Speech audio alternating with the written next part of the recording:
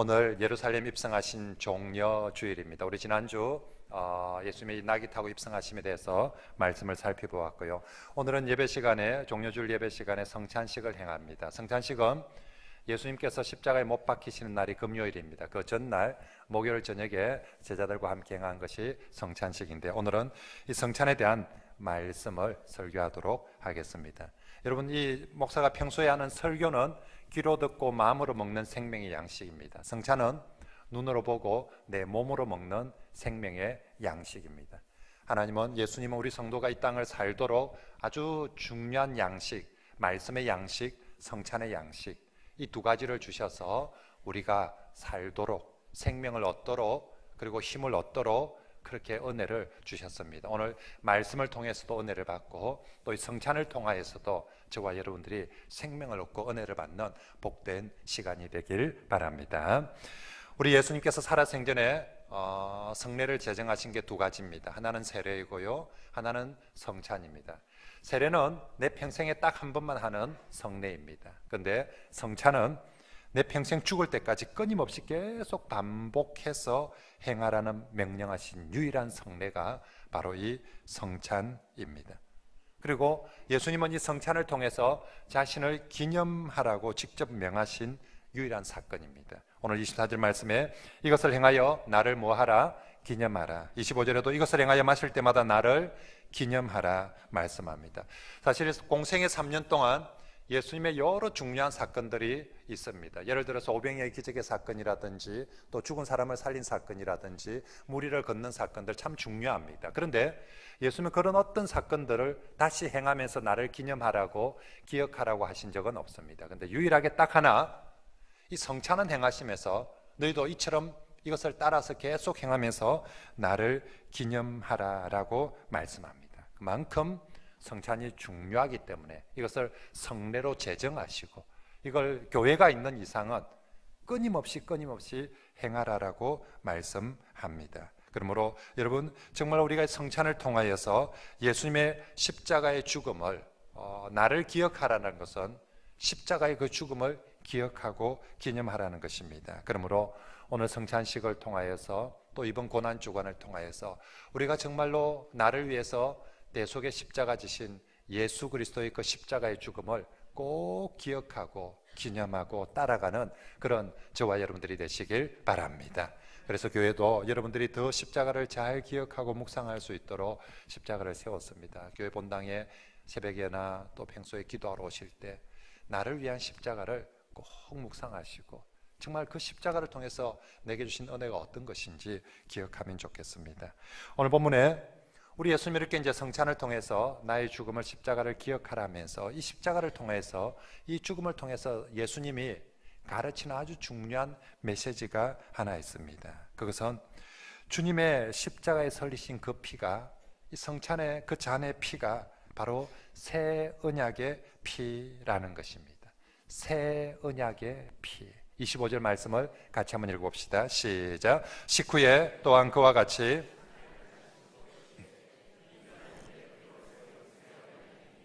이것을 행하여 마실 때마다 나를 기념하라 하셨으니. 아멘. 이 잔은 내 피로 세운 무엇이니? 새 언약이니. 그래서 이 피는 새 언약의 피다라고 하시면서 우리에게 주시는 것입니다. 여러분, 구약시대 하나님께서 인간과 언약을 체결하실 때, 그죠? 이것을 일반적으로 약속이라 하지 않고 언약이라고, 또 계약이라 하지 않고 언약이라고 하는 것은, 약속, 계약은 서로 쌍방간에 좀 더 합의가 이루어질 때 약속, 계약 표현을 쓰고, 언약은 한쪽의 일방적인, 그래서 저쪽은 아무 생각이 없어, 이런 걸 하고 싶은 마음도 없고 해달라주고 하는데, 하나님 쪽에서 그렇게 해주고 싶었어.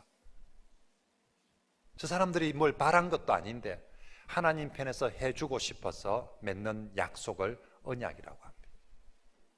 하나님이 그냥 해주고 싶었어. 그런 약속 안 해도 아무 문제가 없는데, 하나님이 그냥 하나님이 해주고 싶어서 하는 약속, 하나님이 저거는 안 지켜도 이쪽 편에서 하나님 편에서는 무조건 지키는 약속, 이걸 언약이라고 합니다. 이 언약을 체결할 때 마지막 장면은 언제나 피뿌림이었습니다. 요즘 우리가 언약을 누군가 계약을 체결한 마지막이 뭐죠?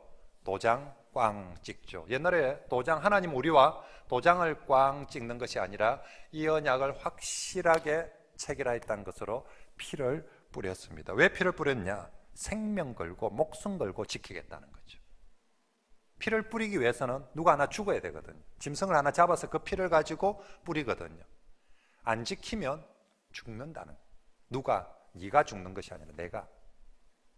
그래서 하나님께서 생명을 걸고 지키겠다는 정표로 피 뿌림을 하였습니다. 그래서 피 뿌리는 순간 이건 언약 체결의 완성, 우리 도장 꽉 찍는 순간 이제 계약이 완성된 것처럼 피 뿌리는 순간 언약 체결의 완성이고, 그때부터 이 언약의 효력이 발생을 하게 됩니다.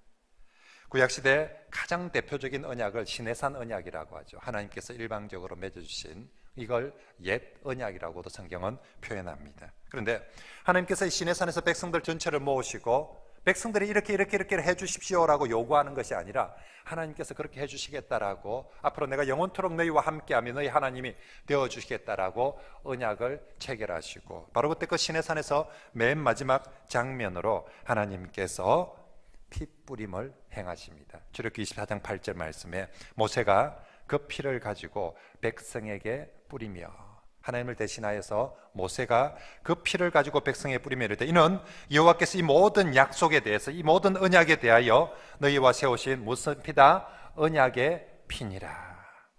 하나님이 이 뿌림대로 지키지 않으면 하나님의 목숨을 걸고 너희들에게 베푸신 언약이다 하면서 피를 뿌렸습니다. 그런데 그 이후 이스라엘 백성들은 이 하나님의 언약을 하나님이 파괴한 적은 한 번도 없습니다. 이스라엘 백성들이 이 언약을 파괴하고 하나님을 배신하고 떠나가 버립니다. 하나님께서 배신하고 언약을 파괴하고 떠나간 사람들한테 너희들이 언약을 파괴했으니까, 너희들이 배신했으니까 이제 난 너희들하고 절교다, 다시는 너희들하고 상종 안 한다 라고 말씀하는 것이 아니라 하나님께서 언약을 파괴한 저들을 다시 찾아가셔서 다시 언약을 회복시키려고 합니다. 그래서 하나님이 하신 것은 새 언약을 맺자. 내가 너희와 새 언약을, 아니 언약은 우리 보고 맺자고 하는 것이 아니라 하나님이 일방적으로 주는 거죠. 그래서 하나님이 새 언약을 너희들에게 다시 주겠다. 그걸 구약 성경의 선지자들은 외칩니다. 예레미야 31장 31절 외우기 쉽도록 3.1.3.1.3.1절이 새 언약입니다. 그죠? 이래 하는데도 못 외우는 거는 여러분 책임입니다. 그죠? 우리나라의 3.1절은 만세 운동이었다면 성경의 3.1절, 예레미야의 3.1절은 새 언약이에요. 같이 읽어봅니다. 시작. 여호와의 말씀이니라. 보라.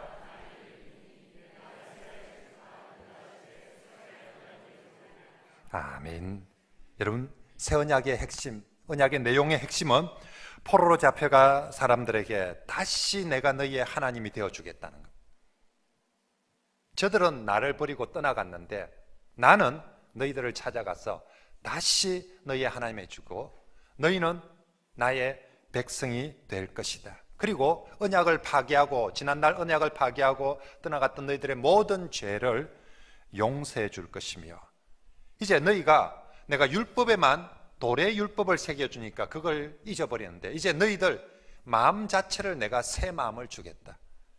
너희들 마음 자체를 새 영을 부어주겠다는 것이 언약의 핵심입니다. 그래서 새 언약은 옛 언약의 회복과 더불어 죄의 용서와 무엇보다도 우리에게 새 마음을, 새 영, 성령을 부어주겠다. 그래서 요엘서도 에스겔서도 이제부터 계속해서 성령을 부어주어서 너희들의 마음을 새롭게 하여서 하나님의 백성답도록 해주시겠다라고 합니다. 자, 이렇게 멸망하는 이스라엘에게 새 언약은 희망이었습니다. 하나님 우리 같은 인간들에게도 다시 또 한 번 더 새 언약을 주시다니 정말 그것은 희망이었습니다. 그런데 중요한 것은 분명히 새 언약을 주겠다는 약속은 있는데 이 약속이 도대체 누구에 의해서 성취가 될 것인가? 모세 시대는 모세를 통해서 이 언약이 주어지고 체결된데 훗날 이 새 언약은 도대체 누구를 통해서 성취되는가? 도대체 누가 어떻게 무슨 피를 흘려서 이 언약을 완성시키고 확정지을 것인가 하는 것이었습니다. 그건 잘 몰랐습니다. 그리고 세월은 흘러갔습니다. 600년이 지났습니다.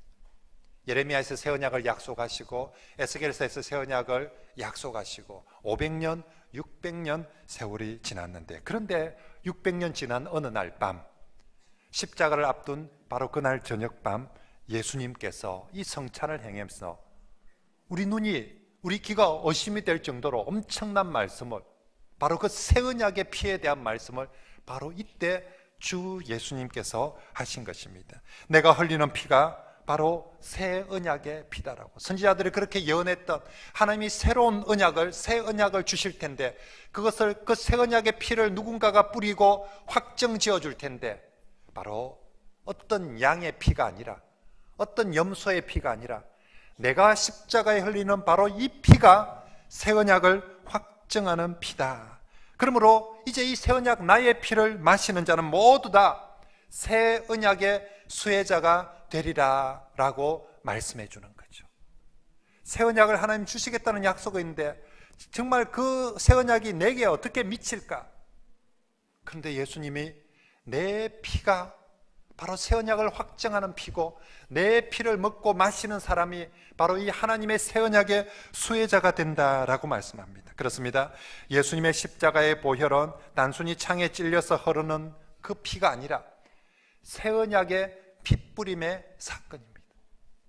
저 흐르는 피가 온 대지에 적시듯이 저 피가 언약을 믿는 모든 사람들에게 이 성찬을 통해서 나누어짐으로써 하나님과 성찬의 새 언약의 피를 먹는 사람들 간에 이 새 언약이 확정되어지는 것입니다. 600년을 넘게 기다린 인류를 향한 그 새 언약, 그 완성, 그 핏뿌림이 바로 예수 십자가를 통해서 핏뿌려지고, 그 핏뿌림의 효력은 2000년 전에 뿌려진 그 피인데, 이 핏뿌림의 효력이 얼마나 이어져 가는가. 시내산에서 핏뿌림의 효력이 이스라엘 구약시대를 쭉 이어져 갔습니다. 왜 이스라엘 백성들은 하나님의 언약의 백성이 되었습니까? 무슨 근거로? 그 시내산에서 핏뿌림의 그 언약을 근거로 효력이 쭉 미쳐졌는데, 이제 우리는 옛 언약의 수혜자들이 아니라 예수 그리스도 새 언약의 수혜자들입니다. 무슨 근거로? 바로 2000년 전에 주께서 피 뿌린 저 십자가의 보혈을 근거로 그 효력은 오늘에까지 미쳐져서 오늘 저와 여러분들이 모두가 새 언약의 수혜자가 되어서 하나님을 나의 하나님 아바 아버지로 부르는 줄 믿습니다. 그리고 내가 아바 아버지라고 하나님을 부를 때 그분이 나 너 모르는데 라고 하지 않고 내가 너와 계약을 맺은 언약을 맺은 하나님이다라고 우리의 하나님이 되어 주시는 줄 믿습니다.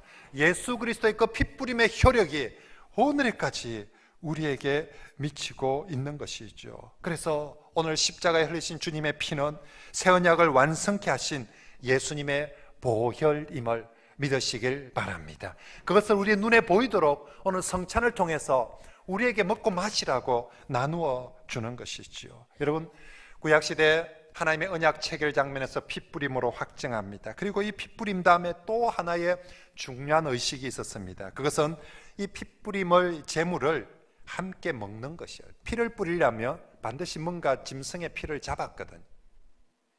그 짐승을 함께 먹는 의식이 마지막으로 하나 더 있었습니다.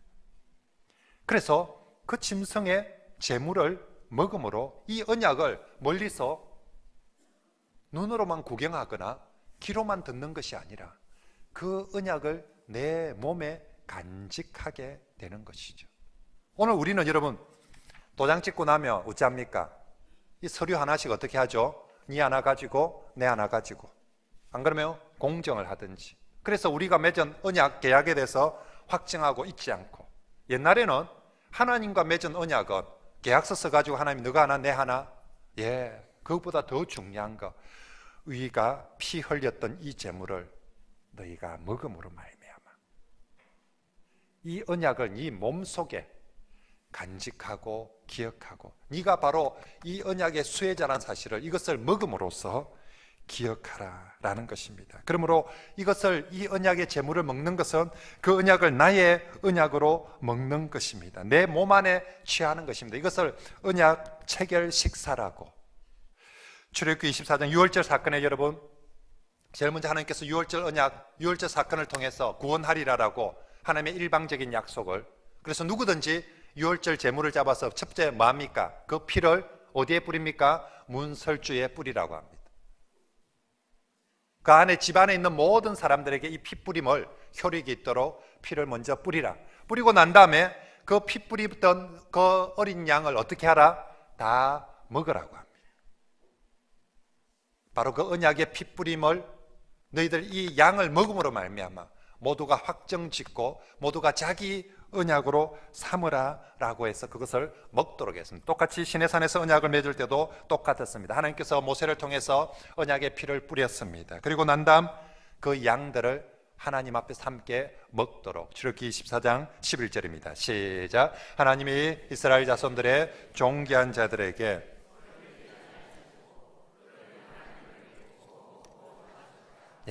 이제 똑같은 원리로 예수님도 자신이 유월절 어린 양이 되십니다.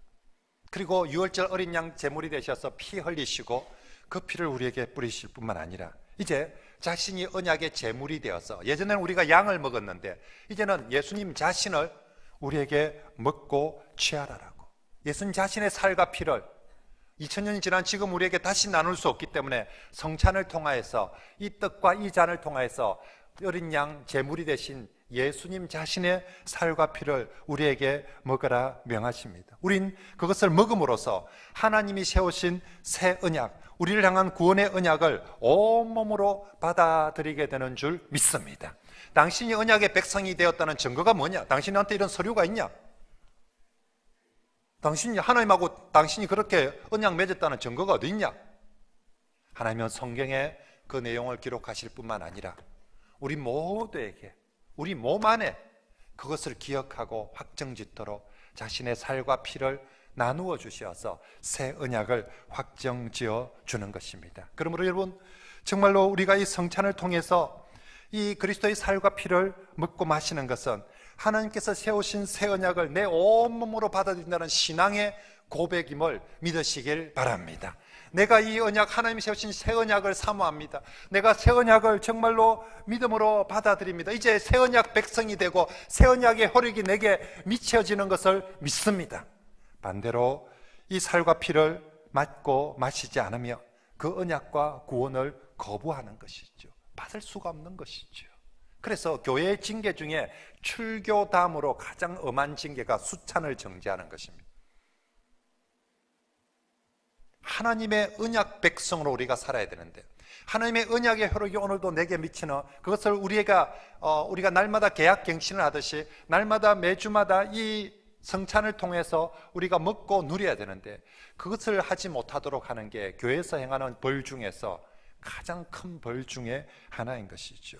우리 예수님께서도 요한복음 6장 53절에 내가 진실로 진실로 너희에게 이르노니 인자의 살을 먹지 아니하고 인자의 피를 마시지 아니하며 너희 속에 생명이 없느니라.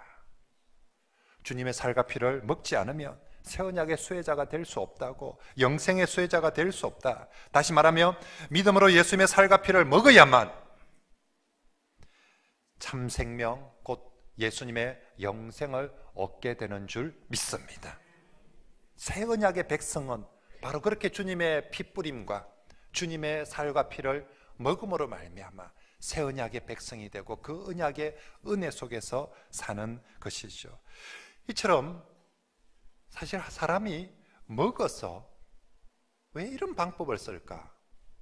그냥 종이를 주면 되었을 텐데 왜 먹어서 먹는 것을 통해서 생명을 주시는 것은 하나님께서 창세기 때부터 만든 창조 때부터의 원리입니다.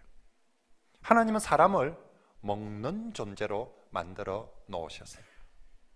맛있는 과일들을 눈으로만 보는 즐기는 존재가 아니라 그것을 먹는 존재로, 먹는 것도 얼만큼 먹어야 됩니까? 날마다 먹는 존재로 만들어 놓았어요. 그래서 남자들이 밥에 목숨을 거는 것은 성경적입니다. 아내들이요, 남자들이 밥에 목숨 건다고 정말 이 하등동물 취급하듯이 그렇게 여기서는 안 됩니다. 그건 성경적입니다. 하나님이 그렇게 만들어 먹어서 하나님의 복을 누리도록 하는 이 시스템, 하나님이 만들어 놓았어요. 하나님은 인간이 먹어서 생명을 얻도록, 먹어서 힘을 얻도록, 먹어서 기쁨을 얻도록 창조해 주셨습니다. 반대로 안 먹으면 죽습니다. 먹어야 삽니다. 기진한 사람 먹어야 힘을 얻습니다. 맛있는 걸 먹을 때 기쁨이 있습니다. 즐겁습니다. 먹으면서 교제가 되고 먹으면서 은혜, 하나님이 그렇게 우리를 창조해 놓았습니다. 그래서 안 먹으면 죽습니다. 그래서 출애굽 이후에도 출애굽은 구원의 사건입니다. 이제 우리가 구원받았으니까 안 먹어도 되는 존재로 살면 안 되겠나? 아닙니다. 출애굽 이후에도 광야에서 하나님이 만나를 먹여서 살도록 합니다. 이제 출애굽한 새 구원의 백성이 되었는데 옛날하고 다른 방식으로 살아야 안 되겠나? 다른 건 다 다른 방식으로 사는데 먹는 거는 여전히 똑같이 먹었어. 그것도 만나도 한 번 먹으면 40년 안 묻어도 되는 존재로 만들지 않고 또 똑같이 날마다 먹도록 합니다. 예수님께서 오병이의 기적을 베푸실 때도 마찬가지입니다. 줄인 사람들에게 예수님이 새 시대인데 이제는 뭐 옛날처럼 빵, 떡 주지 말고 그냥 뭐 비타민 하나, 알맹이 하나 딱 주면 한 10년 안 묻어도 되도록 그리 만들어 주면 되는데 예수님도 또 똑같이 먹어서 살도록, 먹어서 힘내도록 그렇게 오병이의 기적을, 이 모든 것들은 에덴 동산의 실과 예수님의 오병이의 기적, 가나 혼인잔치의 포도주와 또 그 모든 것들 천국 양식의 예표들인 거죠. 진짜 좋은 천국의 양식이 있는데 그걸 이 땅에서 미리 맛보고 누리라고 에덴 실과를 주셨고 광야의 만나를 주셨고 예수님 오병이의 기적에 모든 것들을 주셨습니다. 그런데 진짜 이 천국 양식의 오리지널, 그러면 오리지널은 뭐냐? 진짜 하나님이 주고 싶은 천국 양식의 가장 좋은 생명의 양식은 바로 예수님 자신임을 여러분 믿으시길 바랍니다. 처음에 하나님께서 맛배기들을 주었어요. 이 맛배기를 주신 것은 진짜 배기를 주기 위한 준비입니다. 진짜 배기는 뭐냐? 사람이 진짜 먹어서 살 거, 사람이 진짜 먹어서 힘을 얻고 사람이 진짜 먹어서 영생을 누리고 기쁨을 누리도록 하는 진짜 배기는 뭐냐? 에덴의 실과도 아니고요, 광야의 만나도 아니고요, 보리떡도 아니고요, 바로 예수님 자신입니다. 그래서 정말로 성찬은 바로 이 예수님 자신을 먹임으로써 우리에게 진정한 생명을, 바로 그 생명을 주는, 또 그 힘을 주는 놀라운 사건입니다. 그래서 성경은 이것을 주의 만찬이라고 부릅니다. 주 예수님께서 만들어서 베풀어 주시는 식사이기 때문에 주의 만찬이고요. 그래서 제가 우리 장로님들, 제가 성찬식을 할 때 장갑을 안 끼는 이유는 밥 먹을 때 장갑 끼는 사람 없거든요. 이건 주님이 베풀어 주시는 만찬이거든요. 성찬이거든요. 식사의 자리입니다. 땅에 있는 어떤 양식보다 더 귀중한 하늘의 양식, 가장 오리지널 양식을 우리에게 나누어 주는 식사입니다. 바로 그 주님, 그런데 이 식사의 내용물이 뭐냐? 예수님 자신인 거죠. 와, 예수님이 우리를 위해서 만찬을 준비했다. 그래서 주의 만찬입니다. 근데 메뉴가 뭐냐? 내용물이 뭐냐? 예수님 자신이어서 이걸 주의 만찬이라고 합니다. 안에 보니까 주님이 있는 거예요. 주님을 먹으라고 이 식탁 위에 올려 놓으신 것입니다. 그러므로 사랑하는 성도 여러분, 에덴 동산에서 구약의 에덴의 실과를 먹는 것은 하늘의 축복을 먹는 은총 시간이었습니다. 에덴의 실과들은 하늘의 축복을 사람의 몸으로 느낄 수 있도록 베풀어 주신 은총이었죠. 그래서 그걸 먹을 때 하나님이 나를 향한 축복을 내가 누리구나, 먹구나, 온몸으로 느끼면서 먹으라. 그래서 우리를 먹는 존재로, 광야의 만나를 먹을 때 하늘의 축복을 먹는 시간이었어요. 그냥 단순히 배부르라고 먹는 게 아니라 하나님이 나를 위해 예비한 양식, 나를 살리는 양식, 내게 힘을 주는 양식, 내게 기쁨을 주는 양식. 이제 신약에 와서 예수님은 우리에게 이때까지 있던 에덴의 실과 만나, 어떤 양식과는 비교할 수 없는 오리지널 하늘의 양식, 생명의 양식, 바로 예수 자신을 우리에게 베풀어 주십니다. 그러므로 이 성찬을 먹는 것은 이 세상에서 여러분, 세상에서 맛있고 좋다는 음식, 가장 귀한 것을 먹는 사람보다도 훨씬 더 복된 하늘 식탁의 자리에 저와 여러분들이 초대받아서 먹는 식사의 자리인 줄 믿습니다. 여러분들 어디 가서 뭐 맛있는 거, 좋은 거, 몸에 좋은 거 무봤다 자랑하지 않습니까? 오늘 성찬을 받을 분들은 자기 스스로여나 온 세상 앞에 자랑하십시오. 내가 뭘 먹었다? 하늘의 오리지널, 진짜 하늘의 오리지널 생명의 양식을 내가 먹었노라라고 그렇게 고백하고 자랑하는 그런 성도들이 되시길 바랍니다. 하나님께서는 말씀을 통하여서 하늘의 양식을 우리의 마음으로 먹도록 하셨는데, 이제 예수님은 성찬을 통해서 이 하늘 양식, 생명 양식을 가시적으로 내 입을 통해서, 내 몸을 통해서 먹도록 해주신, 정말 온몸을 통해서 이걸 씹으면서, 이걸 마시면서, 그래서 포도주 잔은 진할수록 좋은 것 같아요. 이게 정말 들어올 때 내 온몸에서 그리스도의 살이, 그리스도의 피가, 그리스도 그분이 내 안에 들어오심을 느끼고 누리시길 바랍니다. 여러분, 몸에 좋은 보약 먹으면 생명이 되고 힘이 나지요. 여러분, 이 예수 양식, 성찬을 통한 예수 양식은 여러분의 영혼을 가장 살찌우게 하고 가장 힘있게 하고 가장 기쁘게 하는 그런 양식이 되어질 줄 믿습니다.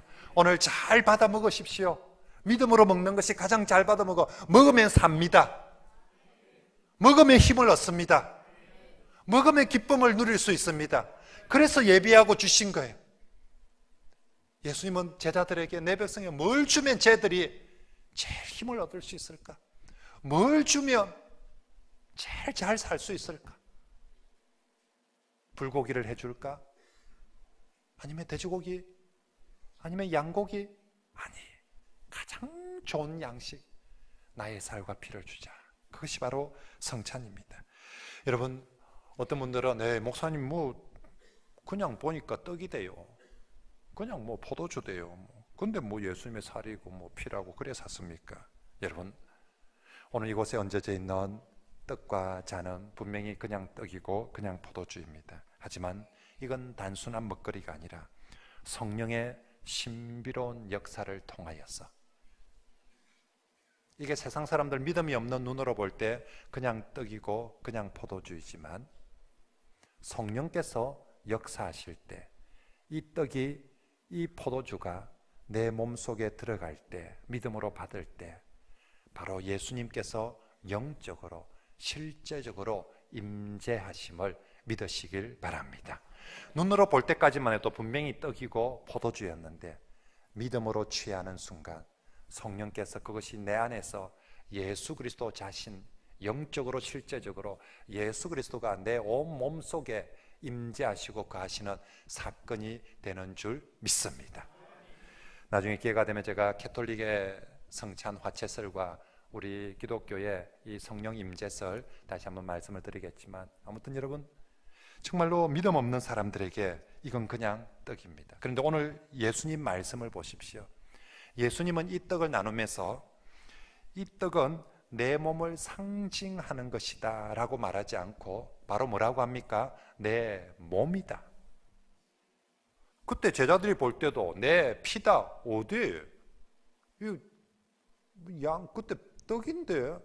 그럼에도 불구하고 예수님은 그들 눈앞에 보면서 이게 나를 상징한다라고 하지 않고 이것이 내 몸이고 이것이 내 피다라고, 너희가 믿음으로 받을 때 성령을 통하여서 그것이 내 몸이 되고 내 피가 된다라고 주 예수님께서 친히 말씀해 주셨습니다. 그러므로 여러분, 오늘 이 성찬을 믿음 없이 받으면 아무것도 아닌 떡과 포도주지만 성령의 역사와 주 예수님의 말씀을 믿는 사람에게는 단순히 떡과 포도주가 아니라 예수님 자신의 몸을 먹고 마시게 되는 것임을 믿으시길 바랍니다. 예수님 자신의 이 몸과 피가 인간에게 가장 귀중한 생명의 양식이고 하늘의 양식입니다. 누구든지 믿음으로 이 양식을 먹으면 생명을 얻게 되고, 이 양식을 먹으면 힘을 얻고, 이 양식을 먹으면 온 기쁨을 누릴 수 있게 될 줄 믿습니다. 그러므로 여러분, 이제 우리 함께 정말 믿음으로 성령을 의지하면서 이 성찬을 받도록 합시다. 첫째는 예수님의 살과 피는 새 언약의 확정입니다. 내가 이걸 먹는 순간 내가 뭐다? 새 언약의 백성이. 하나님의 새 언약의 효력이 내게 확실하게 미쳐지는 증거가, 이거 먹는 순간, 여기 도장 찍는 순간, 이걸 내 몸 안에 받아들이는 순간 바로 내가, 남이 아닌 내가 새 언약의 대상이 되고 새 언약의 수혜자가 됨을 꼭 기억하시길 바랍니다. 증거가 어디인데? 내 몸 안에 있습니다. 하나님 우리에게 잊지 말라고, 기억하고 기념하라고 내 몸 안에 이 증거를 주신 것이 성찬이고, 또한 이 성찬은 내가 먹으면 살도록, 내가 먹으면 힘을 얻도록 하는 가장 좋은 하늘의 양식, 생명의 양식입니다. 이것을 믿음으로 받아 먹는 사람은 새 언약의 약속대로 죄 용서를 받을 것이며 하나님의 백성이 되게 될 것이며, 또한 정말 예수님이 약속하신 생명의 양식이 되어서 힘을 얻을 것입니다. 저는 우울증에 빠진 사람들, 우리 낙심한 성도들, 힘이 없는 사람들, 뭘 먹어야 우리 성도들이 영혼이, 속 사람이 강건하고 일어서고 잘 되고 범사가 잘 될 수 있을까? 첫째는 말씀의 양식이요, 둘째는 바로 이 성찬을 통한 예수 그리스도 살과 피, 이 양식이 우리에게 가장 귀한 양식이 되어서, 여러분 오늘 우리 성도들 정말 내가 그때 성찬을 받고 나서 내가 새 힘을 얻었습니다, 내가 새 소망을 얻었습니다, 내가 새 은혜를, 내가 새 기쁨을, 새 생명을 누리게 되었습니다라고 고백하는 우리 모든 성도들이 다 되시길 바랍니다. 성찬은 주님이 베풀어 주시는 가장 복된 식사의 자리입니다. 이 성찬에 초상집처럼 참여하지 마시고요, 그죠? 성찬은 초상집처럼 참여하는 게 아닙니다.